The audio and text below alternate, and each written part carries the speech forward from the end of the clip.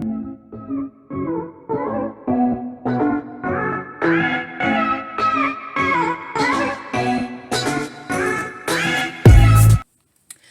up? I'm Sid and welcome back to Savvy Sentient. In today's video, we will be discussing clairvoyance. Before we get into the video though, please make sure you subscribe to the channel, click the bell so you're notified whenever a new video is released, and drop a like so we can put some respect on the YouTube algorithm. Now let's get into the video. So clairvoyance, what is it? According to the Oxford Dictionary, it's the supposed faculty of perceiving things or events in the future or beyond normal sensory contact. So, I have clairvoyance, and I've had it for as long as I can remember. In fact, I can't even pinpoint the first time that I've ever experienced it because it's just always been with me. This is a gift that has gotten me out of a lot of trouble. It is a gift that has, or at least could have, prevented a lot of things from happening.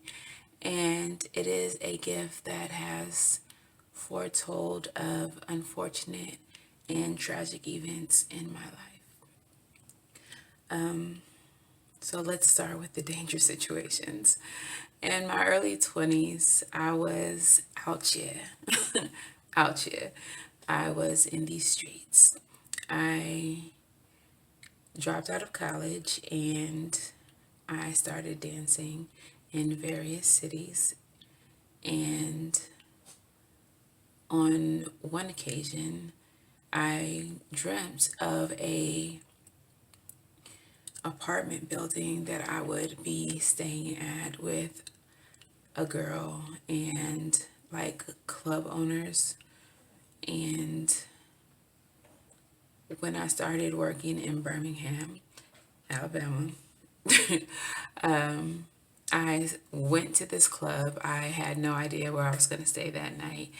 And the club owner had offered an apartment with a girl for me to stay at.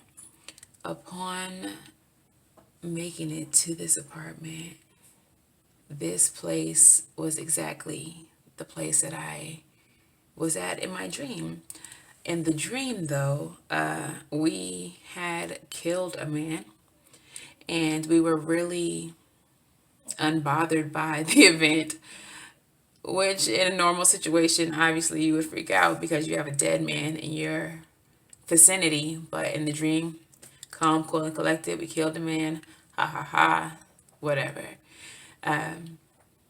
Recalling this dream, of course, I was really not into the idea of staying there that night. And I actually ended up staying at someone else who worked at the club's apartment on the couch. I think he was a security guard. But I don't know what would have occurred had I stayed in this apartment. And after several other shifts at this club, I come to realize that some of the people involved in the running of this club were less than spectacular. They were less than noble people. So that's one instance where my dreams calling attention to the present situation kept me out of a more dangerous situation. As far as like my relationships go, there's been more than one occasion where I was forewarned of the outcome years in advance, like years.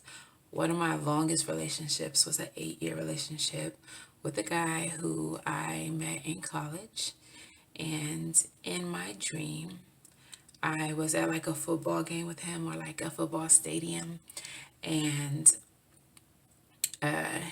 we were on the big screen and I was like so excited, like, yeah, this is my babe, this is my boyfriend or whatever. And he like stood up and literally turned his back to the big screen. So all you seen was like the back of him as if to say like, I'm not claiming you. In waking life, the way things ended was very bad. It involved some domestic violence, as well as, of course, court, because that comes with the police being called and charges being pressed, because I don't do domestics, honey. Um, and in court, he denied that we were ever together. He he told them in court, the judge, everyone, that he was more like a brother and a father to me, that we were never together, and like he was somebody who I looked up to and admired, as if I don't have a brother and a father to look up to and admire. I was like, wow, really? Damn, that's how we doing it? Okay, that's cute. But long story short, he turned his back on me just like in Waking Life. And that was that on that. Also, I mean, people who know me know that I was married. I am now currently divorced. But even in the dating phase of my relationship, I had a dream where my ex basically chose someone else over me. In Waking Life, I have no proof that this is actually the case or why my marriage disintegrated. There was a lot of factors involved. However, there was always an ex who was an issue throughout the whole relationship and throughout the whole marriage, and had a little bit to do with the separation as well. So, had I taken more heed or respected this gift earlier on, then there would have been a lot of lessons that I would not have had to learn the hard way. Most of the time, this gift is something that affects me and helps me. And so I've always thought of it as like a protective mechanism. I guess I never really thought of it as like clairvoyance. I mean, TV always makes it seem like just like a pop of an image that helps you, like foretells the future. And that's definitely not the way that I've ever seen it. I've never pulled it as so Raven and was like, oh, this is going to happen. It's always something that's happened in my sleep. And then I will wake up and remember this dream vividly. I have tried to get into the habit of like writing these dreams down just so I wouldn't forget them and I would have a date to look back on and say that this happened on this day. That was some advice given to me by my uncle, who unfortunately is no longer with us. However, was also tremendously gifted and someone who I looked up to and trusted as far as these psychic gifts went. Like, he had gifts that were beyond mine. I had never dreamt of mega events, which he actually did, including 9/11. And like, that amazed me. So, yeah, moving on. Currently, I am more in touch with these visions or with my dreams, and I am aware of it as a gift. This became my reality in 2013. In 2013, I had a dream that my mother had committed suicide. In this dream, she basically overdosed intentionally on some type of medication that she was taking. And in the dream, me and my older sister, we were really chill about it. Like, she came to us as a ghost, like as if she was still there, but we just had the knowledge that she was dead, like that she had killed herself. But she was still there. And we were like, lady, like, why would you do that? Like, why would you kill yourself?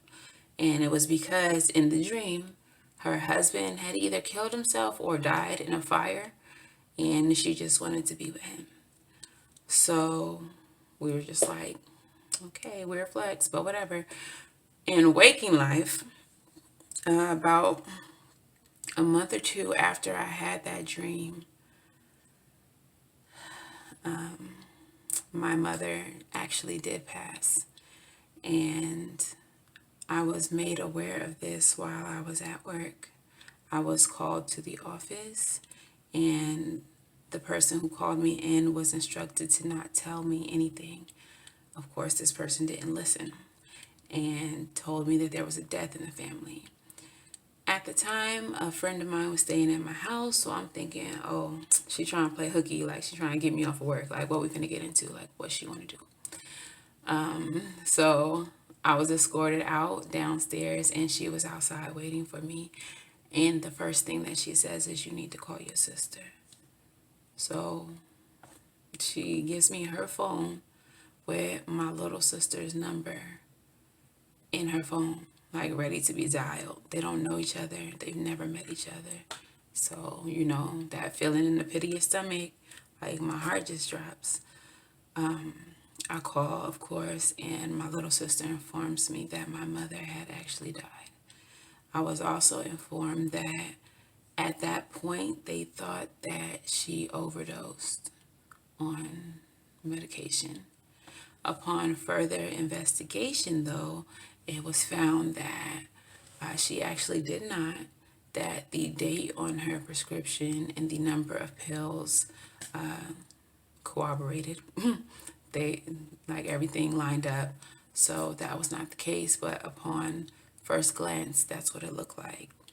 And that kind of shook me because, like, I literally just dreamt that this was the case. Needless to say, with like several situations like this happening in my life, I felt helpless. Like, what's the point of having a gift if there's nothing you can do to change the outcome or to do anything to make it any better? And I've come to realize that not every situation is meant to be saved or changed. In this situation with my mother, I really believe that this was about preparation and about getting ready for what was to come. It was about helping me be strong and in turn be able to be there for my siblings, who of course naturally took it very hard, like it's our mom. So yeah,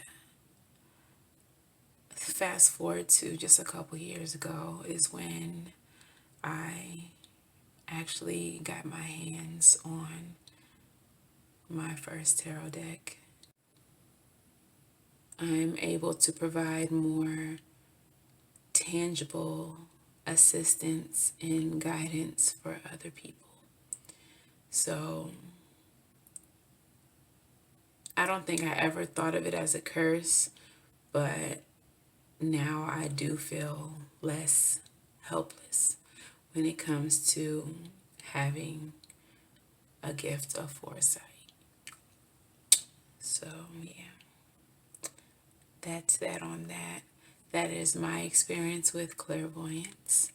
If you are also clairvoyant or know someone who is, or if you experience clairvoyance like Raven, where you can have flashes of visions, please let me know in the comments below. I am extremely curious about other people and their experiences.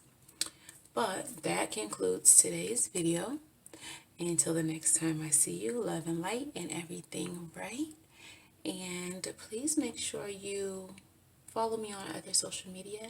And if you would like a personal reading, all of that information will be linked in the description box below. All right. See you all on the next one. Bye.